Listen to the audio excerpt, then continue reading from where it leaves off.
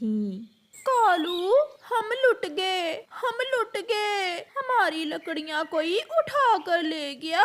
कौन हो सकता है वो जिसने कालू कौवे की लकड़ियां चुराई हैं? मैं छोड़ूंगा नहीं उसे, मैं ढूंढ लूंगा। अब जल्दी से चलो, मैंने बड़ी मुश्किल से वो लकड़ियां काटी थी।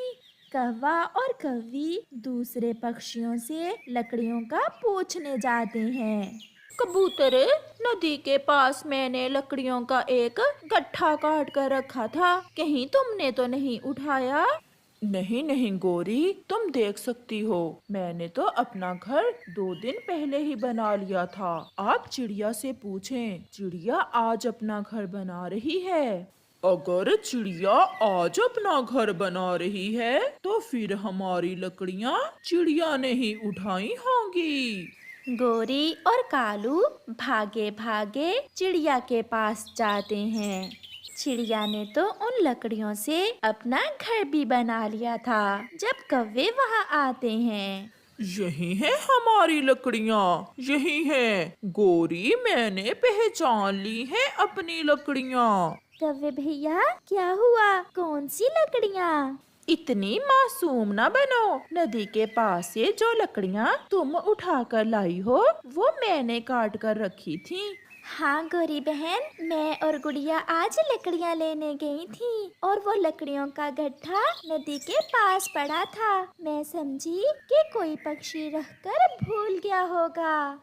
तो फिर अब तुम भागो यहाँ से, मेरी लकड़ियों से घर बनाकर बड़ी अकड़ कर बैठी हुई हो। गौरी आंटी, हमने बड़ी मेहनत से घर बनाया है, हम आपको नई लकड़ियाँ ला देंगे, प्लीज हमसे हमारा घर तो ना छीनो। मैं एक लगाऊंगा, अगर ये लकड़ियाँ हमारी थी तो घर भी हमारा ही हुआ। गुड़िया बेटी, गलती हो गई, अगर पहले पता होता तो हम वो लकड़ियाँ ना उठाती। जो भी है, अब ये घर हमारा है और तुम अपने लिए और नया घर बना लो।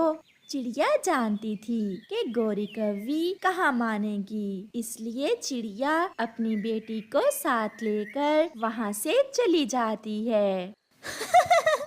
कालू, अच्छा ही हुआ जो ये चिड़िया हमारी काटी हुई लकड़ियाँ उठा लाई, बना बनाया घर मिल गया हमें। गुड़िया बेटी, अब नई लकड़ियाँ तो बहुत मुश्किल से मिलेंगी, आप जाओ और अपनी नानों को बुला कर लाओ। आपकी नानों को मिट्टी का घर बनाना आता है, हम इस साल अपने लिए मिट्टी का घर ही बना लेते हैं। मम्मा, क्या नानो मिट्टी का घर बना लेगी? हाँ गुड़िया, आप जाएं और नानों को बुला लाएं।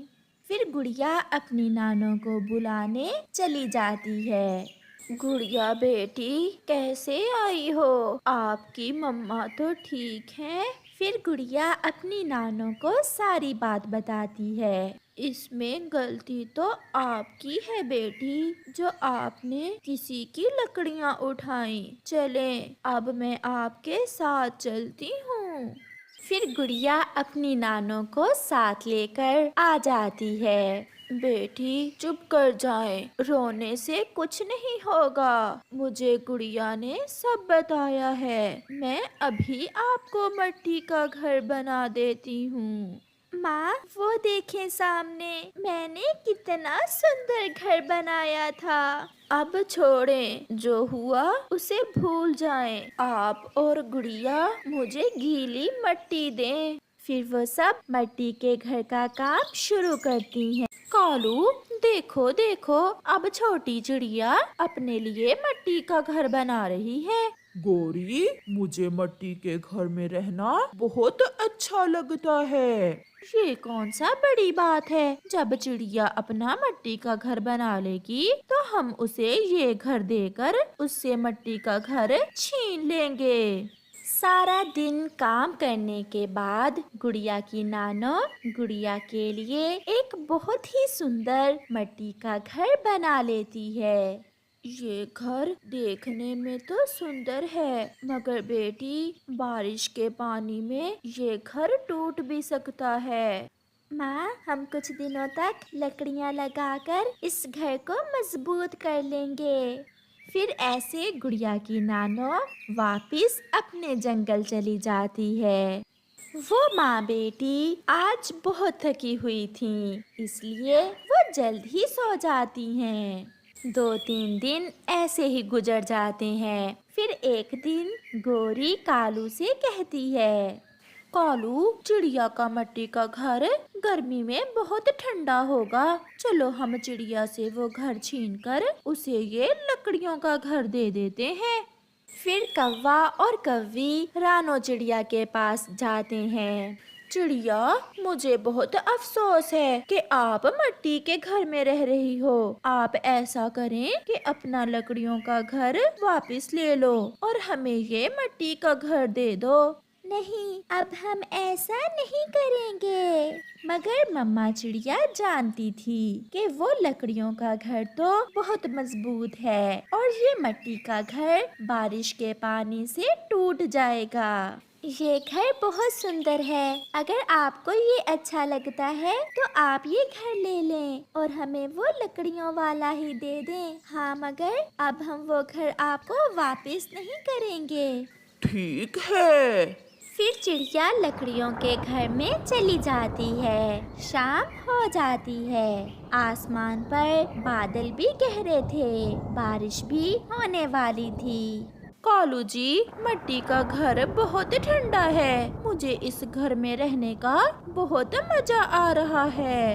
हाँ, चलो अब सो जाएं। फिर कौवा और कव्वी सो जाते हैं। आधी रात को तेज बारिश शुरू हो जाती है और कौवों का मिट्टी का घर पानी से टूटकर गिर जाता है। हाय कालू, मैं मर गई, मेरा पंख टूट गया। गौरी, मेरी टांग भी टूट गई है। हमें किसी बुरे काम की सजा मिली है। जो हमने चिड़िया से किया, हमें उसी की सजा मिली है कालू। फिर ऐसे वो दोनों घर के नीचे दबे हुए रो रहे थे। प्यारे दोस्तों, इस कहानी से हमें सीख मिलती है कि जो किसी का बुरा करता है उसका भी हमेशा बुरा ही होता है।